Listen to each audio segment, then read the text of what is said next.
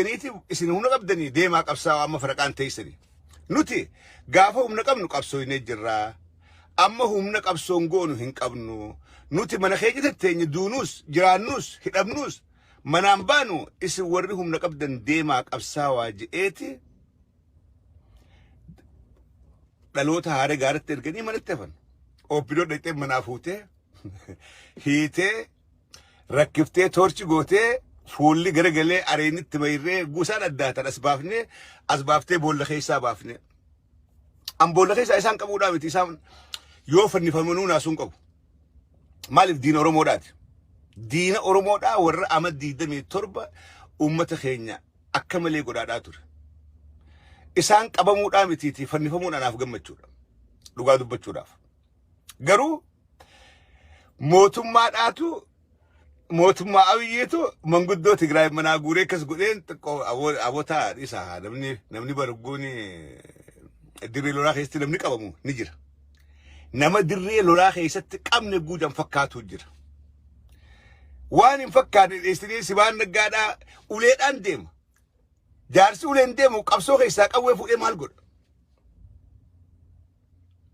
Isaan hundi ilaalu wanni isin himu hoggantoonni TPLF Khaduraanii manguddoon tun takka illee manaan baane.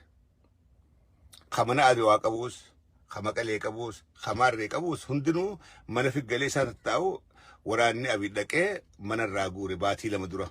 Gaafa dura lolli maqa irraa baan manarraa guuree hidhaa geesse. Arra politikaan dhaan dalagachuudhaaf as baasee hunoo boolla keessaa qabne, hunoo goda keessaa qabne, maarree goonee diraamaa akkanaa kana nama siyaasaan beeyne, nama waa'ee waraanaan beeyneen dhaqaatii sossobaa malee kun hijiba. Hijiba.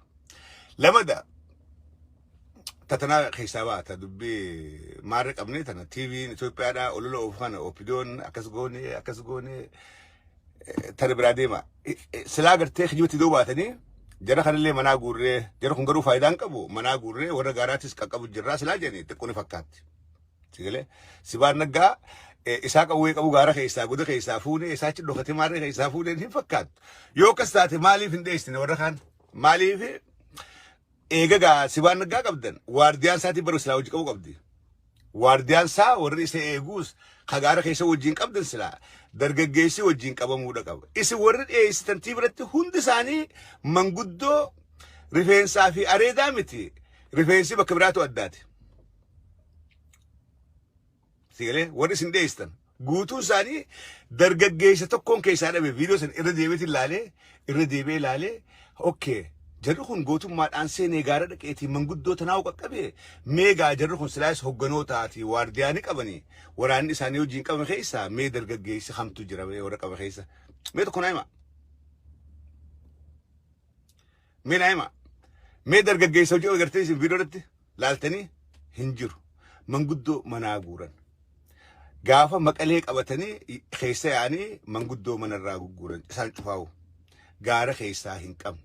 Silaa lolarra qabanii, silaa gaara keessaa qabanii, dargaggeessa isaan eegu, waraana isaan eegu silaa ka wajjin qabamees arkuudhaatu nurra ture jechuudha.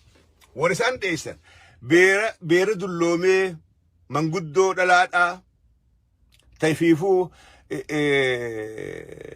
tarkaanfachuu hin dandeenye tana qabaniiti Sibaan Naggaa qabanii mee sanuu harkatti masbiila kaanii.